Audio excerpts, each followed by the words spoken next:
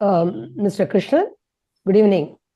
Good evening, Saraswati Madam. Good evening, Dr. Yaram Raju. Dr. Raju, Mr. Krishnan is the chairperson of our SME working committee. Good evening, sir. Good evening, sir. Very nice meeting you. Thank you very much. Honor that you are with us. We'll just start in another 2 minutes max. Oh.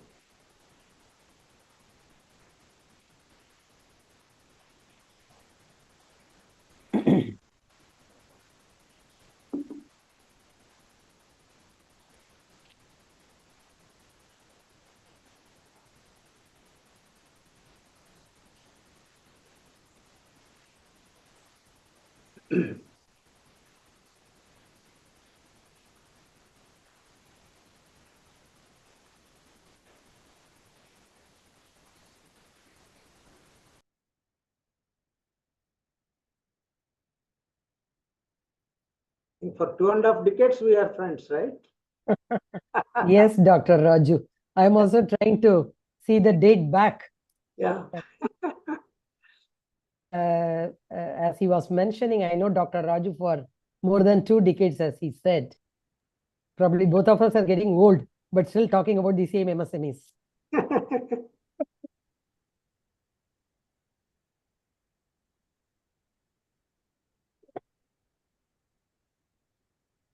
Shall we start? Yes. Or you want to give a couple of more minutes? People are joining.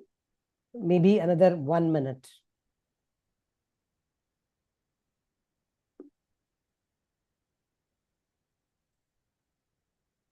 Yeah, we will start. Yeah. Good evening. Good evening all. I'm Saraswati, Secretary General, Madras Chamber of Commerce and Industry. It gives me great pleasure to welcome everyone here, more particularly Dr. Yaram Raju. I think let us all applaud our MSMEs for the resilience, for their entrepreneurship, for the perseverance on this International MSME Day. The theme for the current year MSME Day is the resilience and innovation and strengthening MSMEs for sustainable development. We all know that individually SMEs or MSMEs for that matter are small, but collectively that's a very big force. In fact, it's proven by the various contributions we talk about. I'm sure Dr. Yaram Raju would provide that authentic statistics, but broadly, as they say, at least 40% plus of the manufacturing GDP is from the MSMEs, and also around 45% plus of the exports is from the MSME sector. That is the strength, I would say. And in employment, everyone know that the MSMEs are only next to agriculture sector. But what is happening world over, there are a lot of changes, geopolitical, economic, environment, a lot of new factors are coming into force. These sustainable development goals, climate change, name anything. And MSMEs as part of the value chain just cannot ignore. I think it's apt to quote what Henry Ford said. It's a very interesting quote I always find. If you always do what you always did, you will always get what you have always got. So this is applicable for individuals, whether SMEs, families, whatever we say, this is very, very true. So in this context, I think we are talking about MSMEs not only for the present, but also for the future, and probably how they can be made future ready. And finance, whether it is present or future, or whenever we talk about finance, has always been a critical thing for the MSMEs, and definitely a lot of new ideas have to come up. I was just talking to Dr. Yaram Raju, whom, as he mentioned, I have the privilege of knowing for more than 2 decades. As he says, I'm trying to count the years back. At least the way I remember, it was, if you could recall, Dr. Raju, it was during 2006 when the first draft MSME Act was introduced. We both were in Delhi making a presentation to the ministry. And I still remember, along with one of the IAS from the Tamil Nadu cadre, Mr. Rajendra, as my memory goes. So we can see even after so many years gap, as I mentioned, both of us are talking about the MSMEs. And I know Dr. Raju extremely passionate and knowledgeable on this sector. So it's really a privilege, as Mr. Krishnan said, to have him here on such a special day. Let me take the pleasure of very, very briefly introducing. If I get into his entire profile, I think we will only have time for that till 4:30. So I have, pardon me, Dr. Raju, I had to really probably abridge it, and I am presenting that to you, the audience here. He is a PhD from Andhra University and is a banker turned economist and a management consultant. He has worked with the State Bank for nearly 3 decades. He was senior faculty and dean of Administrative Staff College of India for nearly 8 years. And he was deemed as the International Man of the Year by the International Biographical Society, Cambridge, in the year 1992. He has been a consultant for more than 50 projects for UNIDO, World Bank, Ministry of Shipping, Transport, Government of India, cooperatives, Government of Andhra Pradesh, name anything, the list is really very, very wide. And he has a lot of books to his credit, including that latest one. We are discussing that he had brought out, Mr. Krishnan and others, Ready Reckoner for dispute resolution under the Delayed Payment Act. And very, very passionate about it. And I should also say he's a very, very tech-savvy person. So he had asked me, or he has instructed me to scan the QR code and see what the forms are and give my feedback. I would definitely do that, and probably we will have one session exclusively on that going forward. So he is currently in the leadership team of the Telangana Industrial Health Clinic Limited, which he founded. I understand just now that his term there had just concluded. He had started that. And he also has another interesting thing, which I'm sure we will hear more about it. They have promoted an innovative NBFC promoted by the government of Telangana with the equity from the government and the industry's participation, a non-deposit accepting NBFC, if I can say so. So, which helps in turning around, helping stress relieving of the MSME. Very, very new initiatives, and I would say very, very grounded initiatives, not just the talk or the advice. So that is his credit. So I would stop here. I know he has a beautiful presentation to make. I request all of you to make use of this opportunity. Request everyone to keep your audio, video on mute other than the panelists, and post your questions in the chat box. After his presentation, we will definitely take them. Over to you, Dr. RM Raju. Thank you, Mrs. Saraswati and Mr. Sankaran Krishnan, for inviting me to be amidst you this afternoon. And particularly, it is very interesting, more because Mrs. Saraswati is associated with me for nearly 2.5 decades in this particular MSME saga. Because I do not accept the word sector for MSMEs because it is there in every sector. They are just MSMEs, that's all. That's why you will notice that today it is known as International MSME Day, not MSME Sector Day. And, this is a great opportunity to interact with an informed and inquisitive virtual audience this afternoon. Why I say this? It's more than a decade since I interacted with the MSMEs in Tamil Nadu that have established a niche for themselves in manufacturing sector. In fact, I had a lot of love for Tamil Nadu for that purpose.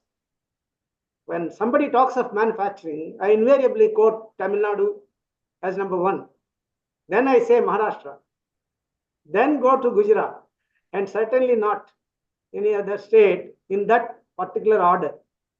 And that's why I feel that I will get enriched with the discussions that we are going to have today. I have also had the privilege of doing a number of case studies in Tamil Nadu, particularly in Gindi, Ambattur, Coimbatore, Tirupur, and Madurai. All these places, I have done a number of case studies, and my knowledge may be going back to 15, 16 years back. Some I have done, 10 years back I have done some, but then some of the entrepreneurs I will be citing during my discussions, because I would like to go with a story when we really start the session, because my 50 years of journey with the entrepreneurs unfolded to me many of their woes and tribulations. I would say that the same woes and tribulations are still continuing in many of the MSMEs I see, particularly in the micro small manufacturing sector, I see many of those still continuing. That is what really worries me. So the act or rules or regulations that we have framed may not be yet reaching the real entrepreneurs in the manner in which they should reach. Actually, this entire saga has helped me to be an entrepreneur at the age of 75. When government of Telangana was formed, it was having a baggage of sickness with a lot of power cuts, no water supply, and no production, low productivity. Everything you name that is perilous was existing at that point of time.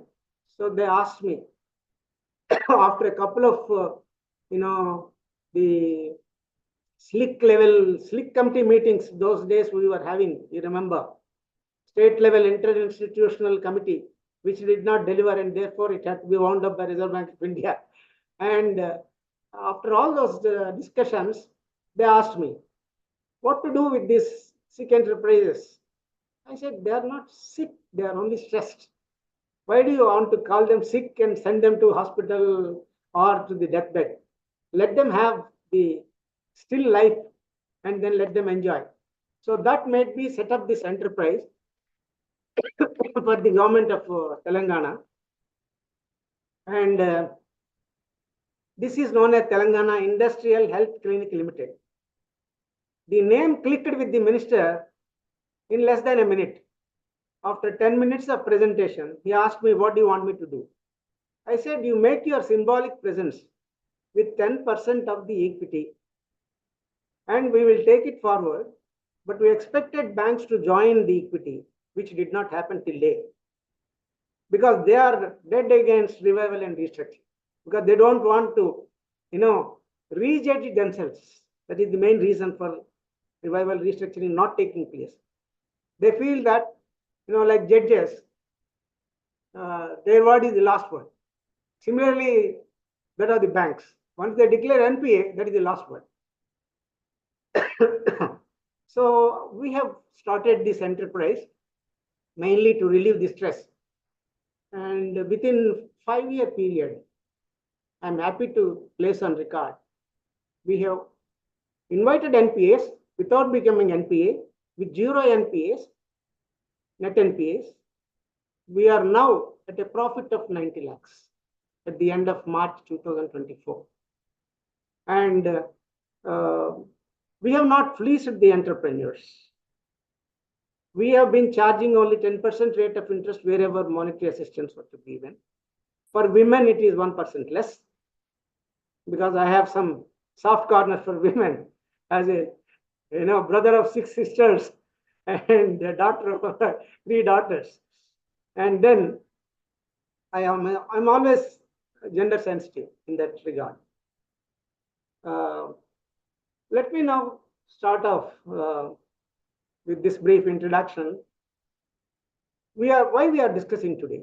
Because India is on the top, and economy is vibrant and dynamic.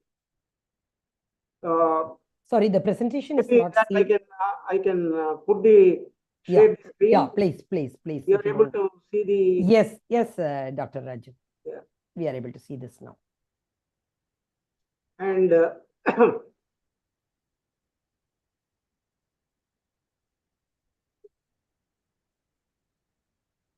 it's moving.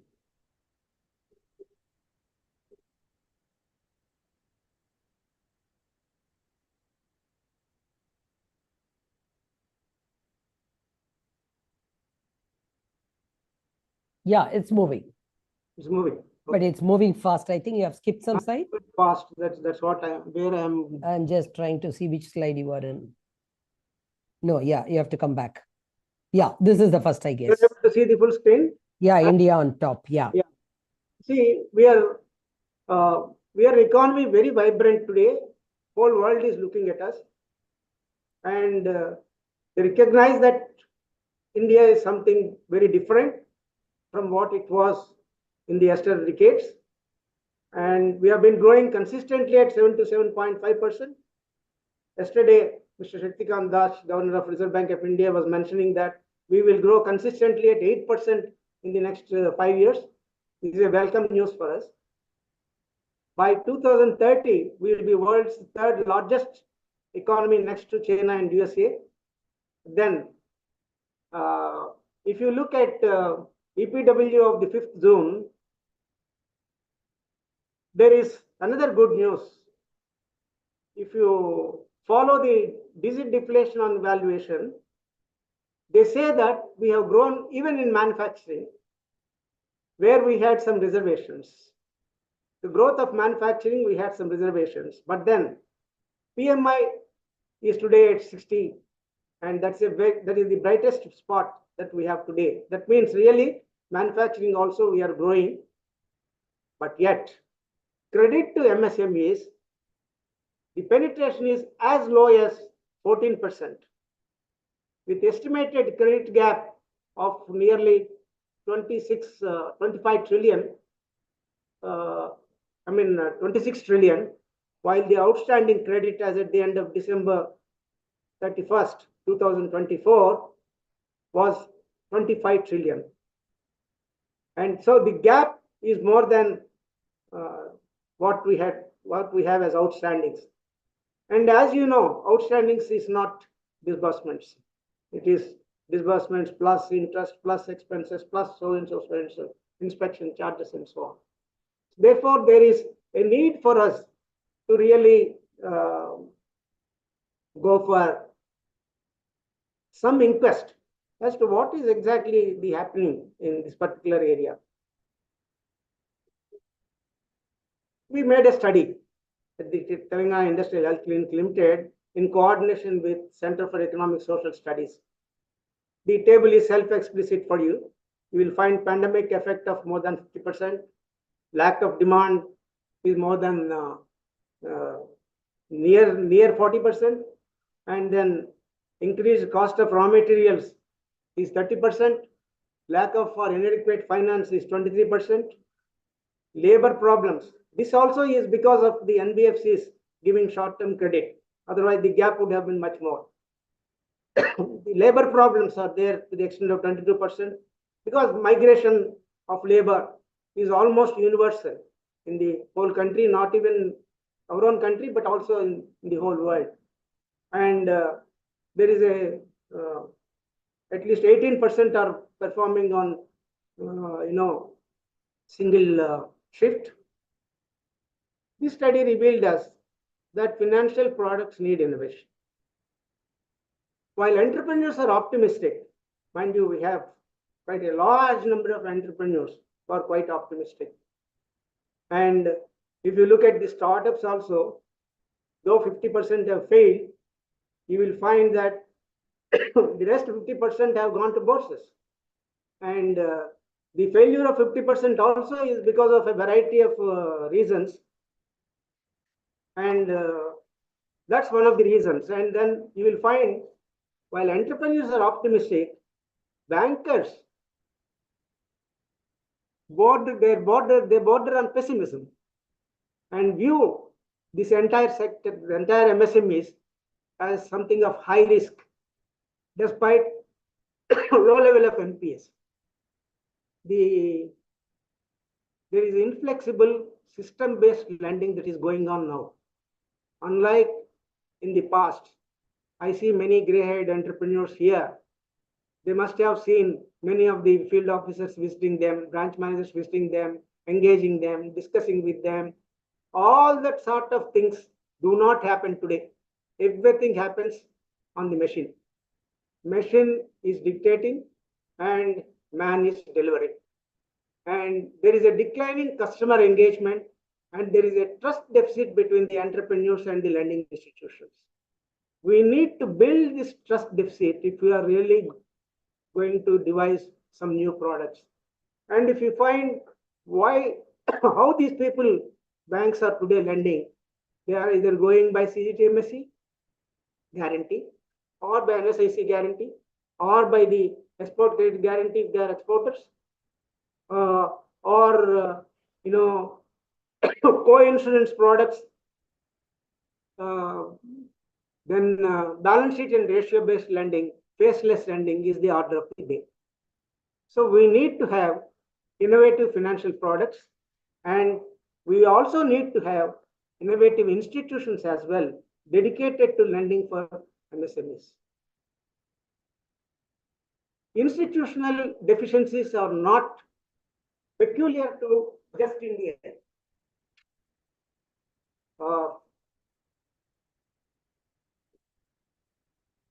After all, if you look at MX Bank report, cost of funds is very high, absence of plug-and-play facilities for manufacturing. Then you have public procurement, though we have a policy very strong, actual procurement when it takes place, it's having its own, dynamics. And really the MSMEs are not the favored lot. Then you have economic and industrial policies not going in conjunction with what we really expect them to be. And then several state governments have their own independent policies. Of course, some of the policies we have visited, they are very good policies, like the Tamil Nadu, you have Maharashtra, Jharkhand, Madhya Pradesh. I think they have excellent policies. And then you have competitive factors of markets playing with them. What I noticed when I was going through the world scenario was, in Mexico, 100 MSMEs joined together to resolve their own delayed payments problem. And as Mrs. Saraswati was mentioning, our latest publication, Ready Reckoner, will unfold shortly to you, will give some scope for a better approach to resolution, a speedier resolution of the issues. So how these future ready MSMEs look like? If you see, all of you are very well aware that digitization has come to stay, and digital enterprises are the key focus for the manufacturing. And most of these entrepreneurs are tech savvy.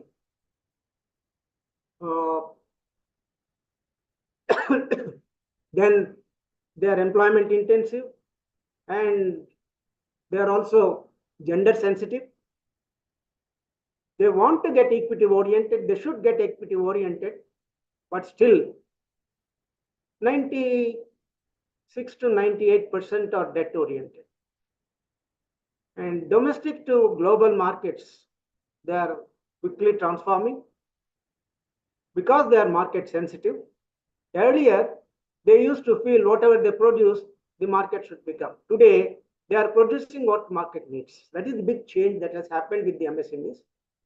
And there is a need for self-regulation of the enterprises. Still, I feel that many of the people are ignorant of product regulations because they are producing 6,000 to 8,000 products nearly.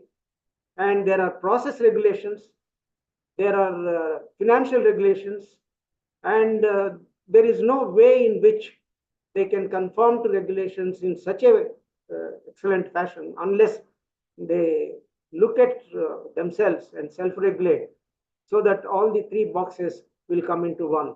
I will speak of it a little later. And then the focus today is more on supply chain management, how the supply chain management can turn into value chain management. For this, innovative financial instruments are required. And these innovative financial requirements, if you look at micro and small manufacturers of a single line of production, they need to combine themselves together. They need to act together. Like, for example, in long back, I have seen in Pina Industrial Estate, a few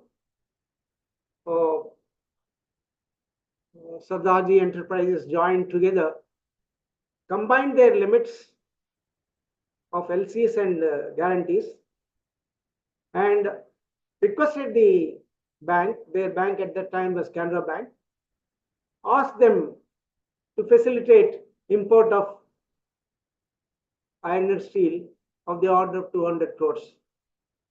Individually, each entrepreneur was perhaps having a limit of only some 10 crores. Some have only 20 lakhs, some have 50 lakhs, some have 50 crores. So all the entrepreneurs together, they combined their limits to the extent of 200 crores. They were able to get raw materials at a cheaper price, and they were able to do a lot of cost saving as a result. Therefore, individualism in the micro small enterprises, which is largely prevalent even today, they must give up and move to collaborative attitude. And they feel that they should feel that competition is the order of the day, and competition is something not to be shied away from. The MSMEs take insurance of each link in the supply chain if they are able to take at a future date. Then perhaps things would be much better than the credit guarantee trust for MSEs doing facilitation or whatever it is. When I looked at CGTMSE data, I noticed that their maximum guarantees are in the band of 10 to 50 lakhs, whereas their enhanced credit guarantee limit is up to 5 crores. Between 50 lakhs and 2 crores limit also, earlier limit, if you look at the percentage of the guarantees, they are very minuscule, I would say, at about 22 to 25%. And pardon, sir?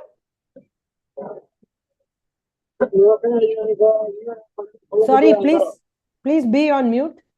Please mute yourself, sir. Yeah. Yeah, please. Dr. Raju, please go ahead. Plan and program their cash flows. They seek funds. They should seek funds when costs are high and repay when revenues are high. This is a very different ball game altogether that they have to learn to play, and they should take assistance from people who are well with finance, and then they can pool their deposits and family deposits. Supposing all the MSMEs pool their deposits and family deposits, don't you think that they can form their own bank? I think so. And I will tell you a model by which they can easily go ahead with that. See, financial literacy and financial education, financial awareness must improve substantially, because for the sustainability of the enterprise, this is extremely important. Any entrepreneur who starts business today must have training before starting the enterprise, at least for a fortnight, of which at least 1 week he should be able to drop his own balance sheet at the end of the training. At the end of the day, he should be able to drop a balance sheet. When self-help groups are able to drop balance sheet at the end of the day, why MSCs are not able to do that? This is something that is mysterious for me. And the banks and FIs should understand. There are 4 E's they should understand. One is economy, the other is environment, third is enterprise, fourth is entrepreneur. Today, most lending is faceless, and they don't know the entrepreneur whom they are lending. They don't see the enterprise because they don't have staff to do that. There are not so many field officers who can go around and see. And today it's all armchair lending. Therefore, engagement with entrepreneur has become the least. And MSMEs can look at the models of, this is what I was mentioning when I say MSMEs can set up their own bank in the industrial estates. Mandeshi Bank, the first rural bank for women, and with the help of a business school they have set up. I happened to see that on the website, but I actually visited Seva Bank. It is another bank where the president of the bank was invited to be the director of the Reserve Bank of India. Knowing, as you know, the image of cooperatives with the Reserve Bank of India, they have invited Seva Bank president to be the director of the Reserve Bank of India. So the way in which they have grown, Mandeshi Bank, all vegetable vendors and fish vendors, etc., all street vendors, one day they went to a cooperative bank and asked for a loan. That bank people said, "You are illiterate, therefore we cannot lend you. We can't lend people with the thumb impression fellows." Then all these people got angry. Their anger resulted in a 6-month learning course with a B school to become fully literate. At the end of the 6 months, they went with a document with documentary proof that they can read, write, and sign. And they wanted the agreement of the bank to be read by them before they signed. Then the bank got the shock. And they said, "Still, you should bring security." They said, "Nothing doing, we don't have any security." Then they went back, they formed their own bank. And that bank, for the last 25 years, it has been running exceedingly well. Same as our bank. Therefore, I would suggest that for the MSMEs to really think innovatively. This is where innovation leads to research, but it is risky. I will tell you something about it. Because I have seen some of the Tamil Nadu enterprises. I would like to quote here. One of the enterprises in Hyderabad first, where the entrepreneur failed because of his lack of knowledge in finance, but he is a researcher. He was working as research fellow in ICRISAT. Then he started thinking of manufacturing edible cutlery.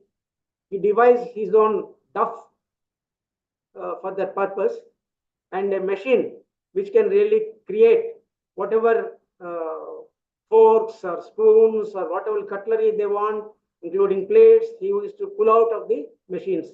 He created the machine himself and start with a machinery manufacturer, made the machine built for him. But then he had no invoice to present to the bank.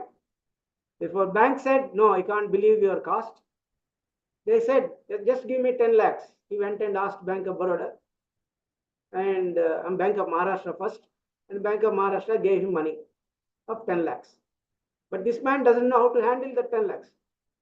So he could not really make effective use and he became a bad borrower. Hiding this fact, he made his wife borrow from Bank of India 80 lakh term loan, and Bank of India, without knowing the innovative product or the research behind innovation, they have given 80 lakhs, and within about less than a year, he became NPA. He came weeping to the Commissioner of Industries and said, "Do something for us." Then we have investigated. We found that there is a lot of fault on the part of this guy because he did not know how to pack his product. He packed them in a, do you imagine cutlery being packed in a cardboard box and then dispatched? What will happen? It will break at the other end. Therefore, the buyers have thrown back the goods at him and then cursed him. Later, he became a defaulter. When he was being interviewed for innovation and research by the CNN IBN, quietly Bank of India slapped surfaced a notice on his wall at the house because the value of the property was 1.5 crores. So they were sure of getting back their interest and principal by selling off the property, and the fellow came weeping, "Do something to stop it." We inquired everything and then said, "It is not possible to stop now. Better you go for alternate funding." Then he went for social funding. There also he defaulted with the investors and finally he went to jail. This is the saga of a failed entrepreneur with a good innovative product, a biodegradable product that he has produced. Later, of course, it has been picked up by quite a few others and then they have made tons of money. Why I am citing this is research and development, which is just around 2% of GDP just now, it must jump to a minimum of 8 to 10% in this country, which cannot happen with just private investment. It must happen with a lot of public investment, and it must go along on those lines. The future MSMEs engagement, what I expect, because I am a dreamer, I have a lot of belief in the MSMEs. I have traveled with them for 5 decades. I know their capabilities. Therefore, their propensity to invest in future markets is something that is very high. And they can invest in marketing, they can invest in R&D, they can invest in distribution channels, product availability. They can build their capacities, which can increase their plant and machinery and equipment by leaps and bounds. Rural micro enterprises demand a big push from the entire ecosystem. I foresee a large quantum of relationship. It will be a quantum jump between the large and medium enterprises and the micro and small enterprises who happen to front end the supply chain of the large and medium enterprises. If there is an equity relationship between them, instead of a debt relationship, buyer-seller relationship, then the whole world will be at their feet. The ability to change their market position, or competitive strategies is also going to change significantly.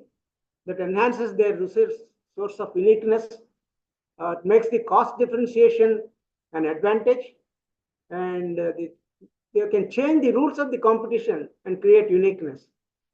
I'm sure most of you who are in the audience know, what your audience know, that every trade agreement that we have, whether bilateral or multilateral, has got at least half a page devoted to MSMEs. Unfortunately, the Ministry of MSME, who is supposed to coordinate, is really not moving in that particular dynamic directions. Therefore, my dream is, first is that we should have a rating instrument of our own. CIBIL is the most stupid rating that I classify. Second is that rating instrument for manufacturing and rating instrument for stressed enterprises should be separate. This mimic of this corporate instrument, rating instrument, shall stop. And for this purpose, there must be an investment in creating this rating instrumentality. That's where, of course, TIHCL has its mandate now clear. And with JICA funding that has come, shortly they will be getting into this particular task. The other thing is, many people are talking today of artificial intelligence. Yes, it is good so far as it does not lead to attrition of employment. See, it should reduce the appetite for attrition, not increase the appetite for attrition. The predictive analytics must be used only for job satisfaction, gauging the job satisfaction, remuneration levels, how far they can go, and whether they are prompt in attending to their shifts, whether the overall performance of the entrepreneur, the staff is quite good. And MSME, that is Ministry of MSMEs, can develop a regulatory sandbox. Because I was mentioning earlier, product regulations, process regulations, finance regulations, they can develop a regulatory sandbox that, like RBI developing a regulatory sandbox for the financial institutions. And then there is quantum mechanics that is going to come into place, and this will help only when the enterprises become really digitally savvy, because it's a one-stop digital solution is the start of the day. the financial innovation will happen. That's my hope. That's my dream. How it will happen is by developing financial products that really entice the MSMEs to go for them. Financial institutions should be after the enterprises and not reverse. Data-based financial products will emerge, but what type of data we should share with the institutions, the entrepreneurs must be very clear, so that they will not be taken for a ride, which means that enterprises must unite. They must unite. Today, you touch any of the micro, small enterprises, each speaks his own language, each speaks by himself, and even some of the industry associations that way are not very, savvy. You will find hundreds of associations. Why can't they have one association for one particular sector and then deal with the government on various issues?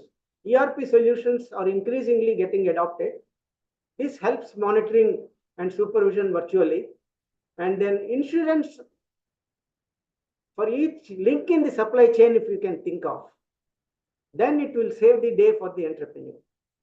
Today, I do not know, because I have seen the insurance claims.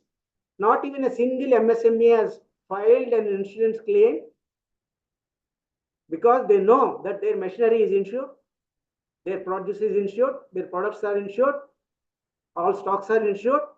But have they claimed when the disaster came? Tamil Nadu has faced at least two cyclones where a lot of failures had occurred. How much of claims they had made on the insurance industry, I don't think they have been able to successfully do. Therefore, there must be new regulations that should facilitate. The plethora of laws and regulations must compress, and the law of proportionality demands that micro, small enterprises must be given separate dispensation under law. The present act is not in consonance with the requirements of MSCs. They are serving the needs of SMEs, and that too more in the services sector than in the manufacturing sector. And therefore, I would plead for unity among the MSCs to voice the need for a separate act for themselves, so that there will be a separate ministry, there will be separate funding, there will be separate budget. Everything will flow to the MSCs, particularly in the manufacturing sector. And I think I have come to a close. Before that, I would say that the two case studies I would like to cite is one of jig manufacturer in Gindi, where the son took over from the father at a time when the jig industry was in problems. What he has found is that highly qualified people are not the best for MSMEs. He said, let us recruit those who have just passed ITIs and the polytechnics and second class in engineering, mechanical engineering. We will pick up all of them and we will train them, because he is a HR postgraduate from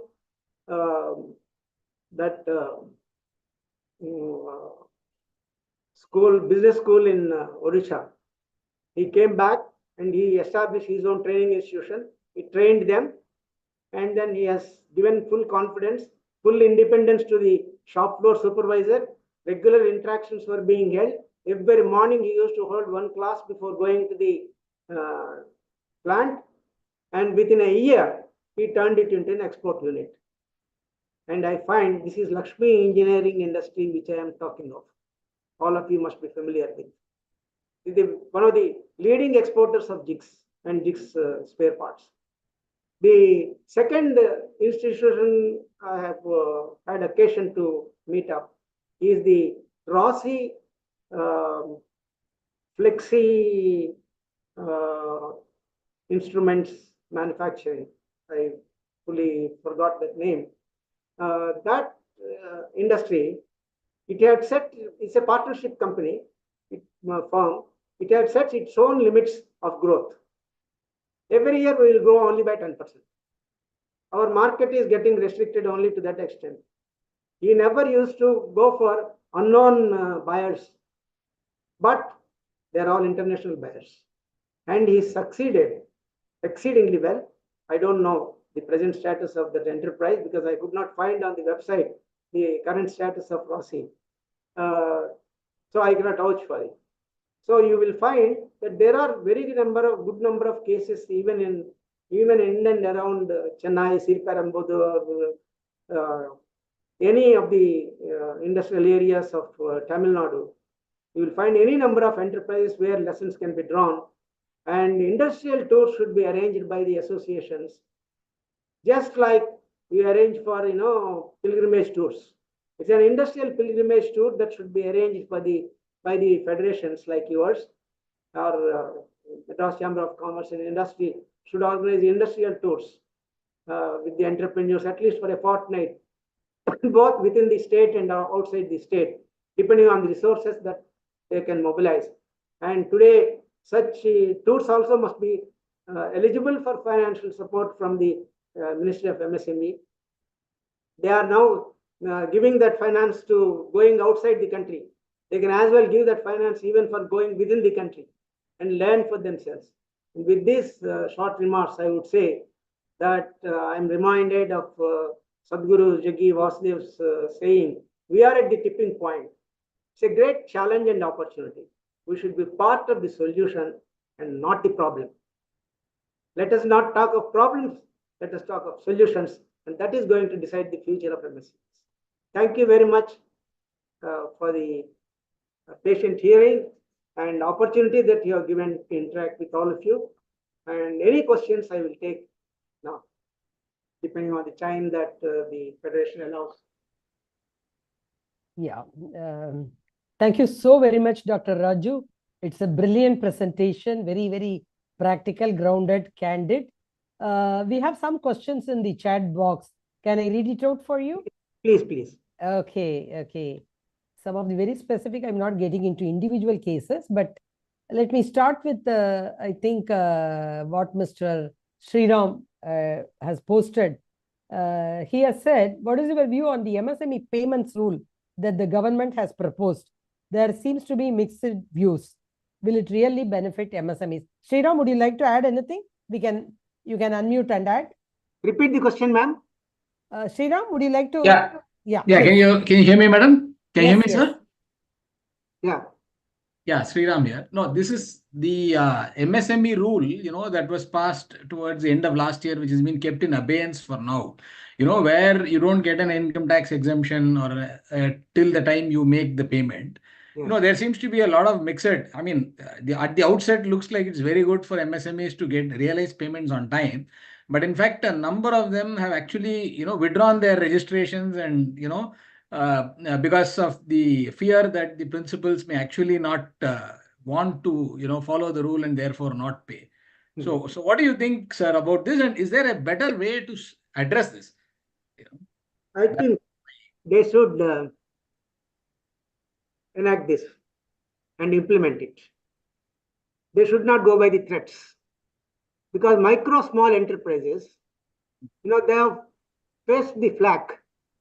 Even the MSc Facilitation Council, which is supposed to deliver within 90 days, they delivered only after 210 days in several cases.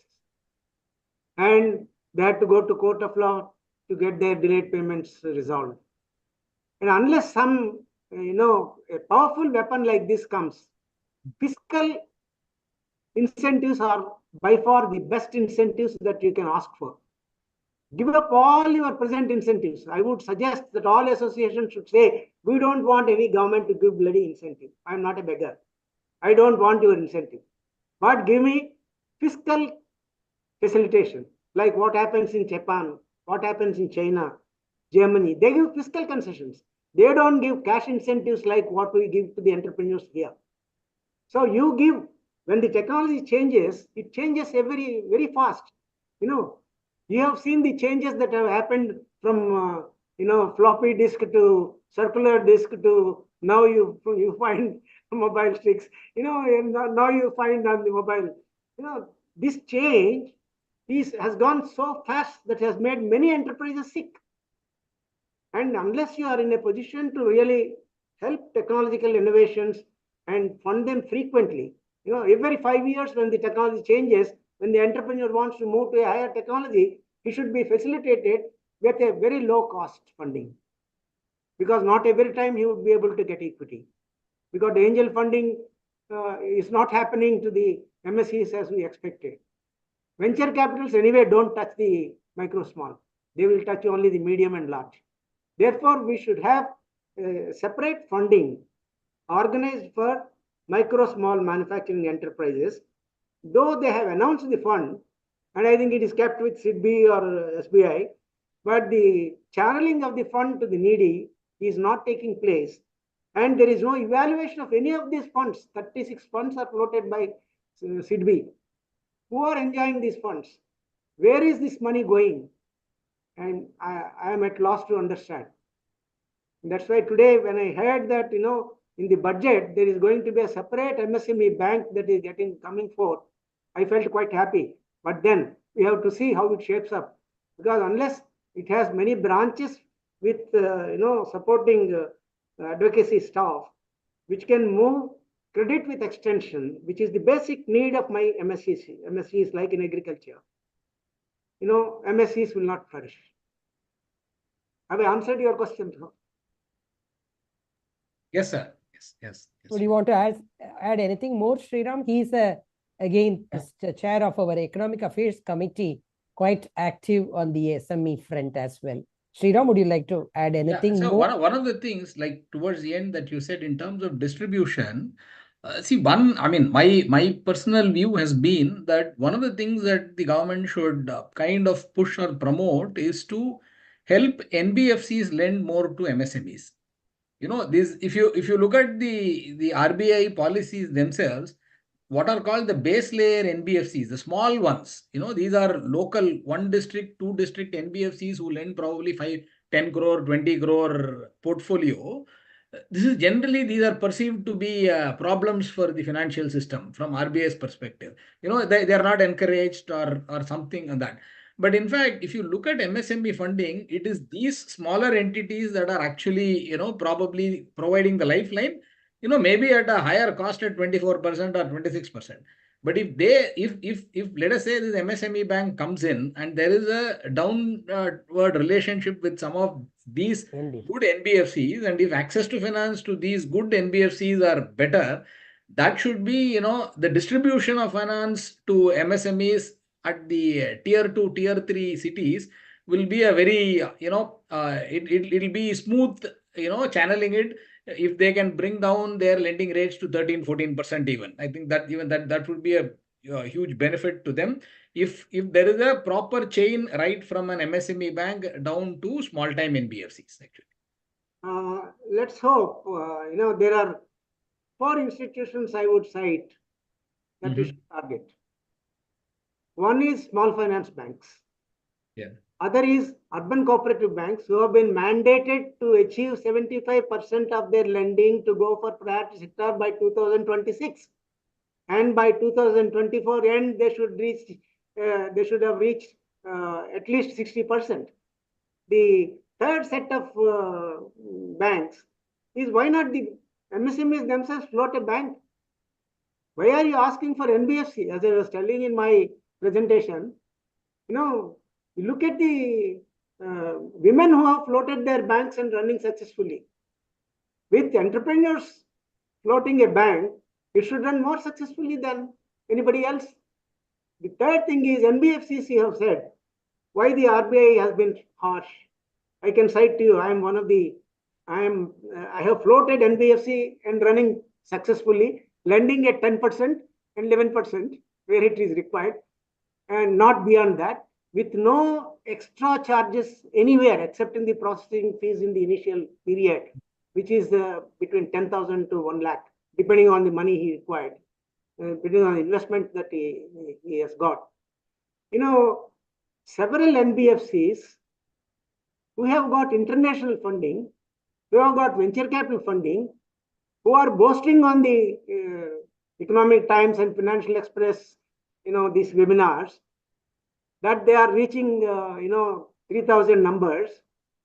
They are lending from 30,000 to 3 lakhs, 3 lakhs to 10 lakhs, and 10 lakhs to 25 lakhs, not more. And the interest charge they are levying, minimum 24% to a maximum of 33%. I said usuriously lending NBFCs must be halted. This is what I wrote to Governor Shaktikant Das. That's why you will find in the latest monetary policy announcement that NBFCs who are charging usurious rates of interest will be taken note of and will be taught a lesson. That's what he told.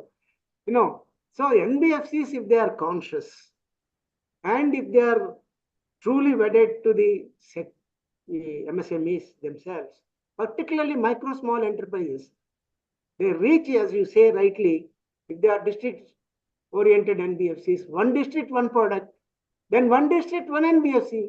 Why not it be there? If it can meet all the requirements, nothing like it. But one industrial estate, one MSME bank, why don't you have? Why entrepreneurs should not be able to ask for the bids for the banks? If they want to open a branch in my industrial estate, they should bid. What terms and conditions they are going to give to me, different from what they are giving others.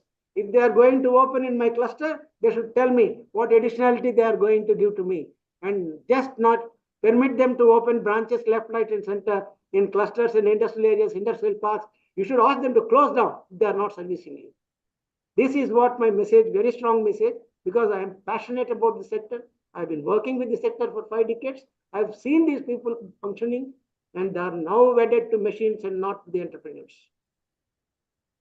That's why if NBFCs are there who are engaging the entrepreneurs, who are discussing with entrepreneurs, who are creating awareness of various products that the government has, and they are able to get those products through them, then I think you should welcome the district NBFC, and you should strengthen that district NBFC by participating in their equity. I would say you participate in their equity. That MSCs participate in their equity. That means you have confidence. Like, in Telangana Industrial Health Clinic Limited, though I have only 2.5 lakhs of equity, but that equity came 10,000, 15,000, 20,000, like this. Some person said, can I put 5,000 with you? I said, welcome, please put. That means they have the confidence in the institution. So encourage equity participation. Equity bears more risk than the credit, I agree. But then your ability to travel with them will enhance very much. Thank you. Thank you, Dr. Raju. I'm not getting into the individual questions. There are quite a few, and we are also running short of time. One question is whether do we have well-structured industrial policy as of now? And do you think the role of state governments is more important for MSMEs? Absolutely. In fact, I drafted the industrial policy for the state, which they could not buy because it has got a lot of innovations. I created separate funds for each type of, incentive that they are planning, because no incentive has ever reached the MSMEs in the state during the past 5 years. I said, let separate fund be created for each purpose, and that fund be technologically oriented to reach directly the MSME concerned well in time. And I have given a particular schedule. It's a financial model that I have designed and given them, and told them that you open up small finance banks, DCCBs, UCBs, etc., but don't ask public sector banks to lend for the micro small enterprises.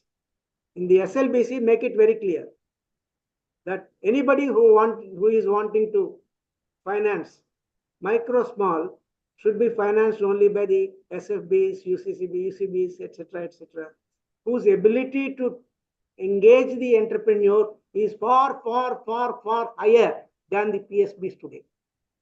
All the PSBs are not able to engage mainly because of their HR problems. They have very limited staff and they work more on machines. You find even the recruitment, they have called for SBI. They have called for 85 engineers to be recruited. They have not asked for finance people or industry people to be recruited. Therefore, there is a need for smaller banks, localized banks, separate policy for the state, because state has got better advantage. They must create an ecosystem far different from others. If you look at smaller countries like Taiwan, Thailand, Philippines, Malaysia, they've got excellent policies. And all these policies are oriented towards giving more fiscal incentives, not financial incentives.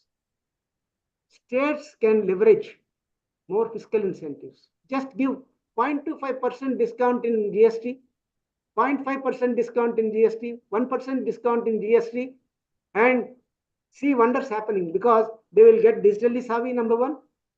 Number two, they get their money back on a platter, and the reverse charge mechanism, which is causing a lot of problems and a lot of demands being raised on the industry and also everywhere, they are going to change, because the GST is well up to that now.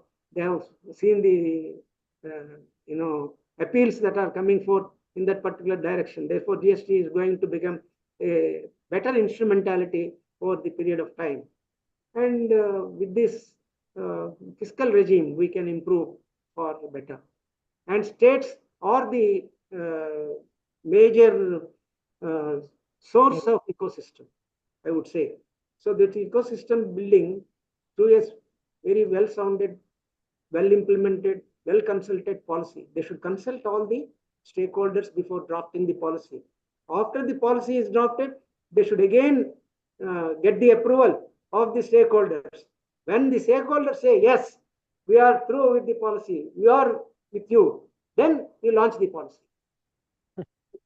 This is where I think even Telangana government is holding up, because the chief minister said, let us look at the world and see, draft the policy. These people are looking at the sky instead of the world. Thank you.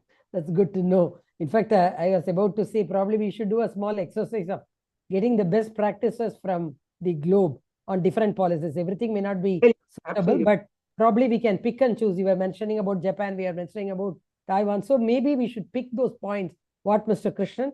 We should probably make a sort of bring out a booklet. You can share the draft industrial policy that I have given for the Telangana government, because anyway, it is not, come to finality. I can also share the draft industrial policy. Yeah, that'll be great, sir. That'll be great. So that you can improve upon with your own requirements, because the way Tamil Nadu looks at industry is far different from the way which other states look at. Correct. So you can improve upon it and then take it forward. But please do accommodate. Absolutely. Sure. I'll do that. So I think in the interest of time, I'm not taking the other questions. Maybe we can forward to you later. Some are very specific, personal. I will ignore them for now. So I would request Mr. Krishnan, the chairperson, to say a few words and give your closing words. Thank you, Mr. Saraswati. Dr. Eram Raju, it was such a delight to listen to you today. So much of learning for us, even for us, who have spent, a couple of decades in this field, but so much of new thoughts. And what is so amazing is your futuristic thoughts at your young age. I can say within inverted commas. Only 28. Don't bother about it. Yeah. So the some of the key things which has hit my attention is like you're talking about the need to come with innovative financial products, and most importantly, you're talking about don't look at as competition, collaborate with your own peer people. That's a big message to all the MSMEs In fact, definitely that kind of a synergy effect will give them a larger strength in dealing with the other stakeholders. Financial literacy, yes, that's the space. In fact, somebody like me personally, I've been spending last 20 years in educating the MSMEs, particularly with regard to the finance and how to handle and things like that. You spoke about trust deficit, Doctor. If I completely agree, but primarily the trust deficit comes from two aspects from the other stakeholders. One is the lack of focus by MSME entrepreneurs on compliance and governance. So these two aspects are grossly missing in at least 30-40% of the MSME units, purely because of ignorance, actually. Yes. So this is something, compliance and governance, if it is improved at the MSME level, definitely the trust deficit will come down. Bankers and other lenders, they will definitely help, handle it. That's Of where course, I said they should engage the entrepreneurs. absolutely, absolutely. In fact, another, beautiful point which is required for MSMEs is the viability gap funding. I've always been thinking about this. See, the concept of viability gap funding, Government of India takes up only for major projects. Actually, the problem for MSME units is actually viability gap in project funding and things like that. If the state governments and specifically the MSME industry, MSME ministries, if they can come with such viability gap funding strategies, it'll be really great. Of course, fantastic point you mentioned about fiscal incentives. Completely agree with you, sir. Particularly the GST and the income tax benefits have to be improved because like the next 10 to 20 years of the economic growth is definitely going to be there. But then if the MSMEs should have that kind of a journey to take part in this growth, definitely this kind of fiscal incentives will help them. In fact, another interesting point you mentioned, sir, the large and medium enterprises having an equity relationship with SMEs, the MSEs, micro and small, which is a fantastic point. So several times, see, even very unfortunate, if I can use the word, that there needs to be a law to govern the early payment to MSMEs. It's very unfortunate that Income Tax Act has to be amended to insist payment within 45 days, which should be a normal hygiene factor in an economy like India. So why can't we look at the responsibility of large enterprises in dealing with their partners who are small and micro enterprises? I mean, another area which you beautifully touched upon is the problem of rating mechanism, which is plaguing the MSME sector. Again, the banking industry need to come definitely with, as you rightly mentioned, exclusive rating instruments for SMEs. This is high time we do that so that, at low cost also, less complicated and low cost it has to be. Today, the problem with the compliance, Dr. Raju used like compliance which is required under the GST Act or the Income Tax Act or Companies Act for a 500 crore company or a 5 crore company or a 5 lakh company is one and the same, which is very unfortunate. Actually, why a private limited company or a one-man company or a public limited company, why they should have a same kind of compliance? We need to come with definitely simplified compliance also. So I completely agree with your point that, there has to be separate law for micro and small and amazing points. In fact, we would definitely, based on your presentation, definitely a lot of points for us to represent to the state government as well as to the government of India, which definitely from our chamber, we will initiate, through our Secretary General. It was a great learning, time for everyone, Dr. RM Raju. Really appreciate your, vast experience. That is why you are able to come with so much of futuristic thoughts and solutions. So, like beautifully, the last slide of yours, summarizes your approach of being part of a solution rather than being part of a problem. So thank you so much for your valuable time for the benefit of all of us. Thank you so much to the participants from the entire MSME sector, as well as some of the professionals who are here. And also, thanks so much for the Chamber Secretariat who did a wonderful job in putting this program on this MSME Day. Finally, thank last but not the least to our Secretary General Saraswati Madam for, as usual, putting up a great event for the benefit of everyone. Thank you very much, one and all. Thank you, Dr. Raju. We'll stay connected.